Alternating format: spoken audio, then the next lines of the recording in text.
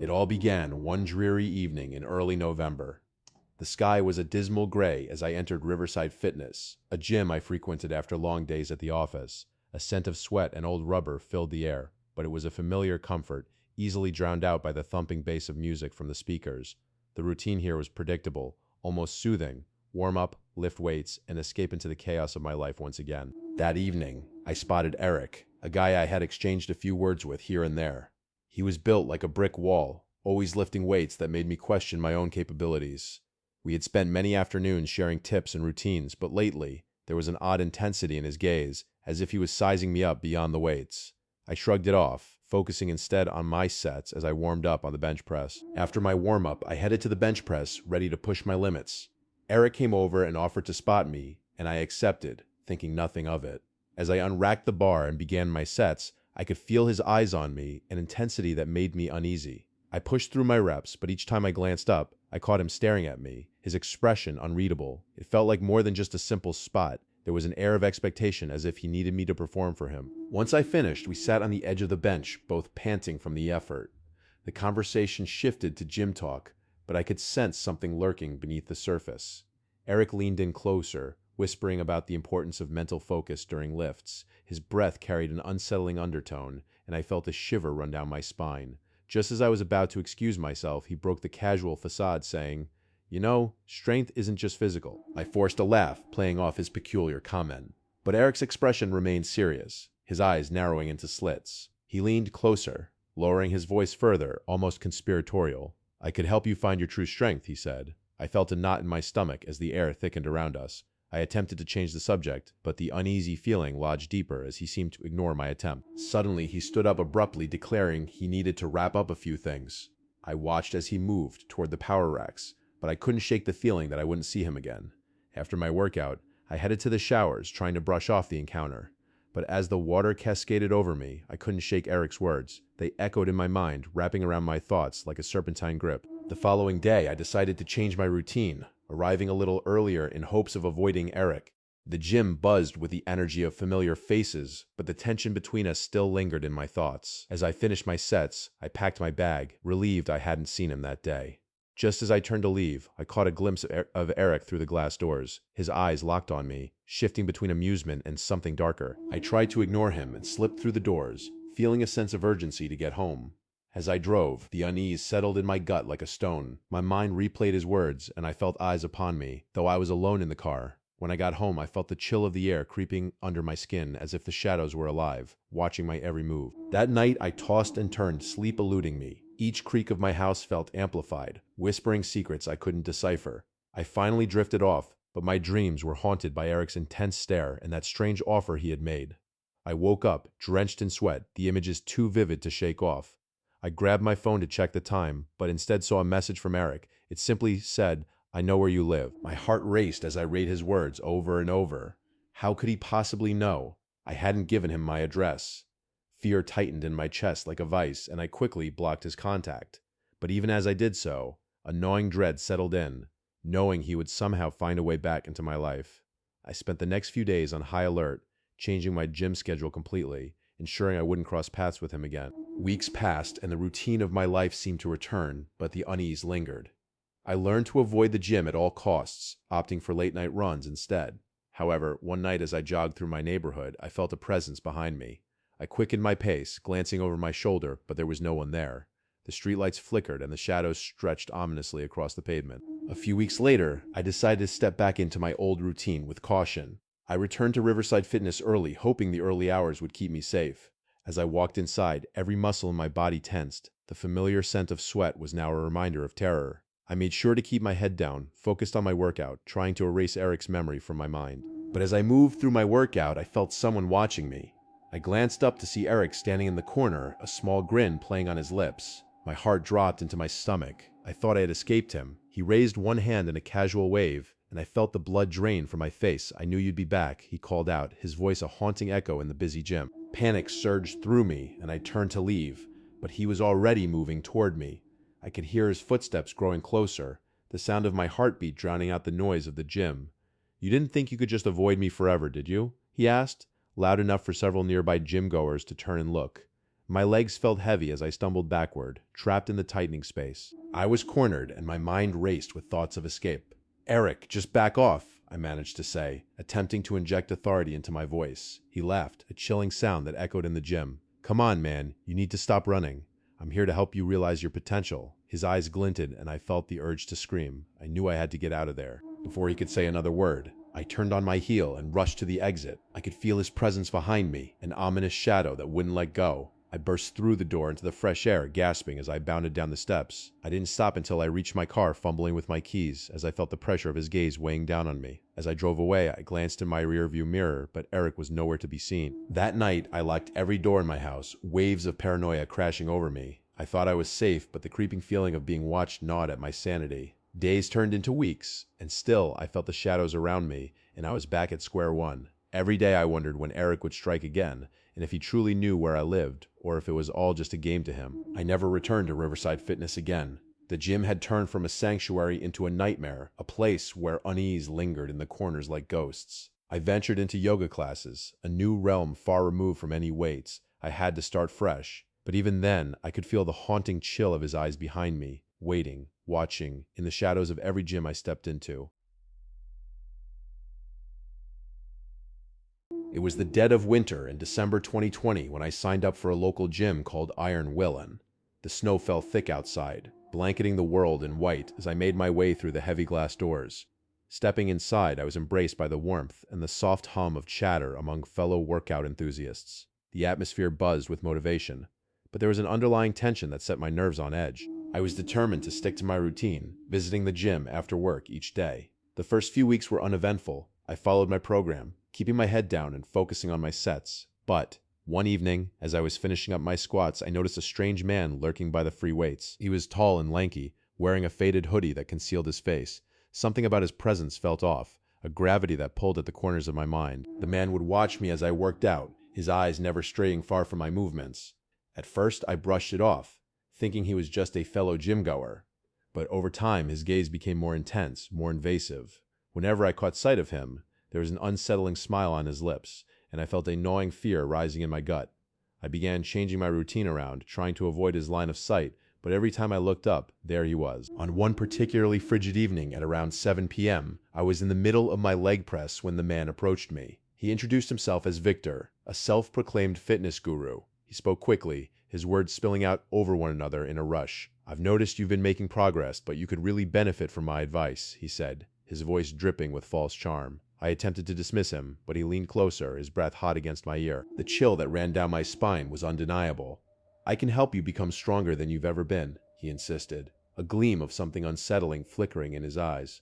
I shook my head, trying to feign disinterest, but he continued, mentioning late-night training sessions without any explanation. I quickly excused myself, rushing toward the locker room to gather my things. But as I reached for my bag, I caught Victor's reflection in the mirror, standing just outside watching me. I hurried out, heart racing, but every night thereafter, Victor was there, lurking in the corners, watching me lift weights. His energy felt oppressive, and I couldn't shake the feeling that he was waiting for me to give in to his advances. At one point, I overheard him speaking to another gym member, boasting about his special training techniques. My skin crawled at the thought of what he might really mean by that. It was clear he wasn't just another gym rat. He was a menace hiding behind a facade of friendliness. Bad dreams began to plague my nights, images of Victor's intense gaze filling my mind as I tossed and turned in fear. On December 30th, I decided to confront him. I was tired of being scared, tired of feeling hunted. That evening, as I wrapped up my session, I spotted him again, hovering around the benches. I approached him, my heart pounding in my chest, and said, "Victor, I'm not interested in your advice." His expression shifted instantly from surprise to something darker. "You'll regret that, you know," he replied, his voice low and menacing. The hairs on my arm stood on end as he continued, "I only want to help you reach your potential."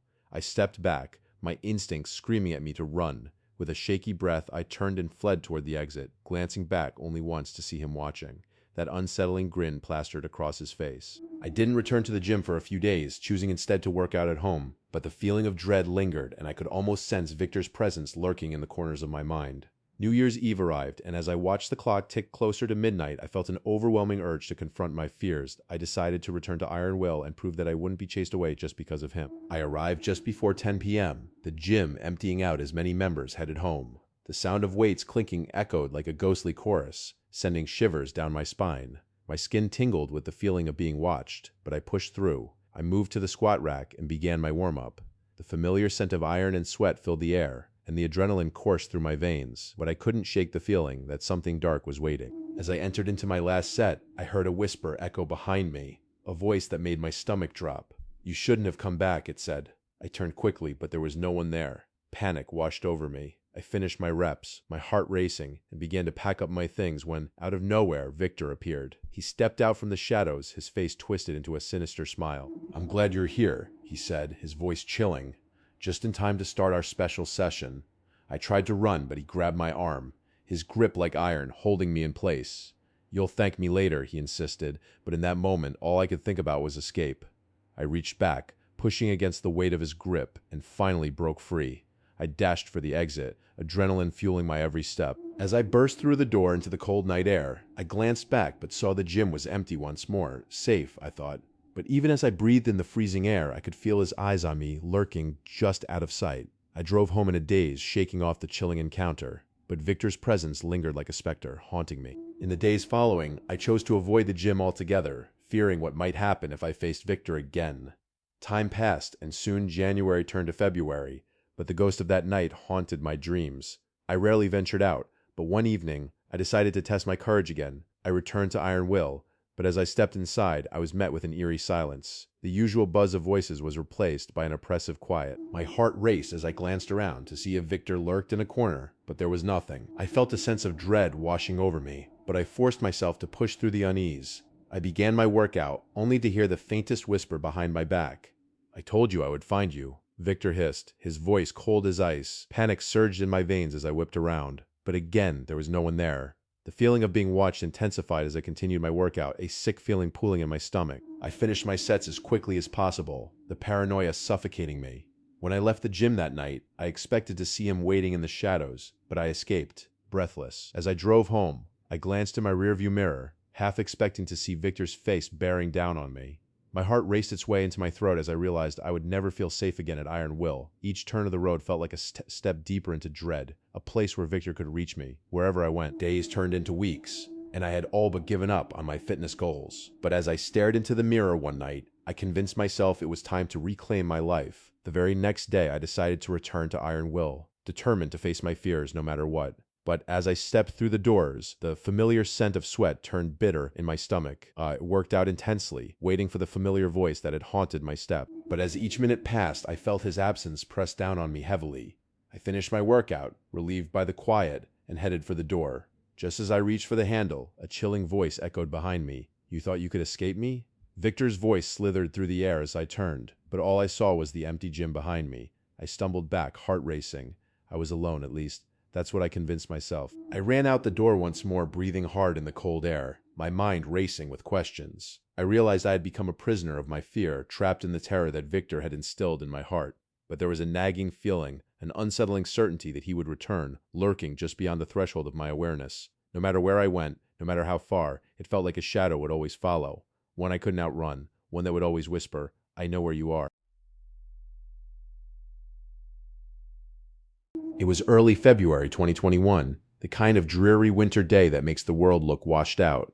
I had just moved to a new town, and the only thing that brought comfort was joining the local gym, aptly named Gaines Territory. The bright yellow and black walls were a stark contrast to the gray skies outside. I figured a good workout would shake off the remnants of my unease in this unfamiliar place. My first few weeks there were pleasant enough. The people were friendly, and the equipment was well maintained.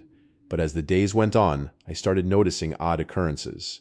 It was a small thing at first, weights being misplaced or left lying around when I was certain I had seen them racked just moments before. I shrugged it off as my own forgetfulness. After all, who could trust their mind after a long day of work? But then I started hearing whispers. It was never clear enough to decipher, just faint murmurs that seemed to follow me as I moved through the gym.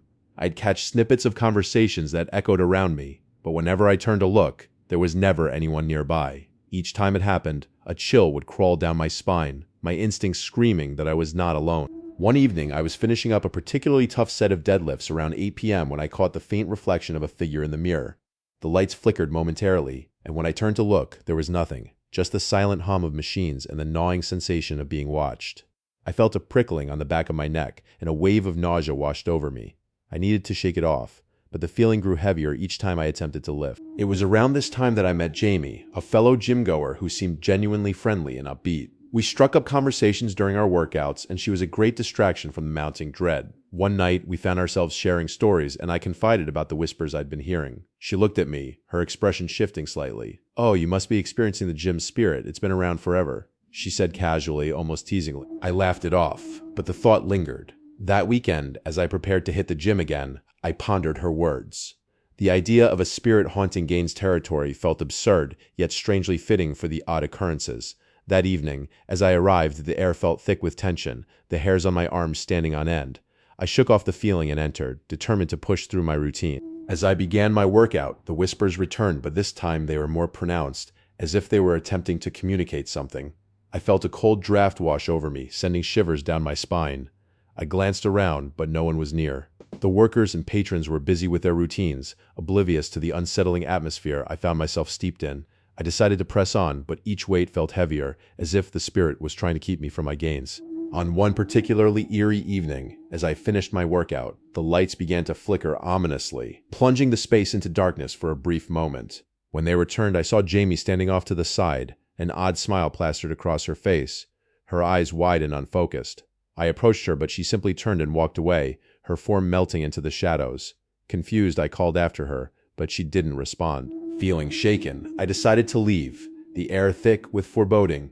Just as I stepped outside, I heard the whispers call my name, echoing in the chill of the night. It was then I realized just how alone I truly was. Each night after that became a battle to keep my sanity. My workouts became torturous, the voices growing louder, demanding my attention. I couldn't tell what was real anymore, nor how I was becoming more exhausted with each visit. Days turned into weeks, and the whispers turned into screeching echoes that followed me throughout my day. I confided in Jamie again, hoping for a reprieve, but her demeanor had changed completely. "You need to stop listening to it," she said, her voice tinged with caution. "If you keep provoking it, I'm not sure what it will do." I felt a shiver run down my spine. What was I provoking? My mind raced with possibilities, and I began to question my own sanity. One evening, after a particularly exhausting workout, I stumbled upon an abandoned corner of the gym, hidden behind stacks of unused equipment. The atmosphere felt different here, as if it existed in another dimension. I could hear the whispers clearer than ever, and I followed the sound, drawn in like a moth to a flame. Each step felt like I was walking toward my doom, yet I couldn't turn back.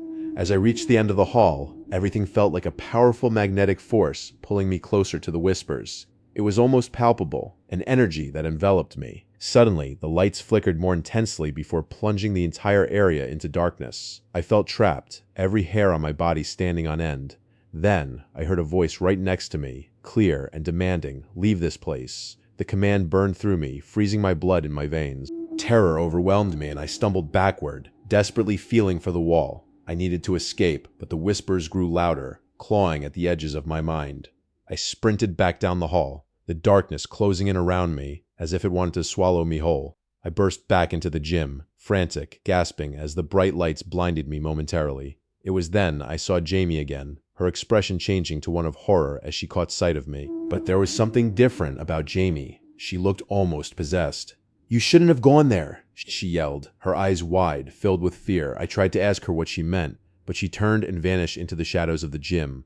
Confusion surged through me, and I could hear the whispers creeping back, wrapping tightly around my thoughts. I realized then that I was ensnared, trapped in a cycle I couldn't escape. From that day on, Gaines territory became a battleground. The whispers grew into screams, echoing in my mind even during the day. I could hardly function, my energy drained, my resolve shattered. Finally, on a particularly bleak day,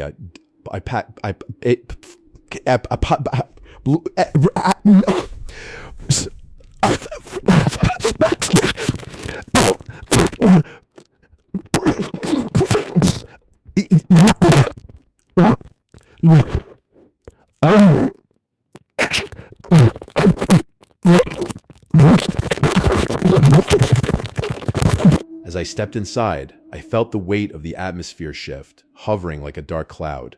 The whispers roared, almost deafening, as I made my way toward the same dark corner. My hands trembled, but I pushed through the fear, determined to confront the spirit. I reached the abandoned area and caught myself whispering, "What do you want from me?" The silence that followed felt sinister. And then, all at once, the room erupted in a cacophony of shouts, voices overlapping, each demanding attention, each urging me to leave. I staggered back, feeling overwhelmed, my mind racing in chaos. Just when I thought I couldn't take it anymore, Jamie appeared again, rushing toward me. "You need to get out. It's not just a spirit. It's the gym itself," she screamed. I felt a shiver run down my spine as I realized she had been trying to warn me all along. I turned to run, the voices screaming louder, but a force pulled me back, holding me in place. I felt trapped, encased in a tomb of whispers. "You shouldn't have come back." They howled, each word cutting through me sharper than glass. With all the strength I had left, I broke free from the grip and bolted for the exit, my breath coming in ragged gasps as I sprinted toward freedom. As I burst into the open air, the whispers faded into the cold wind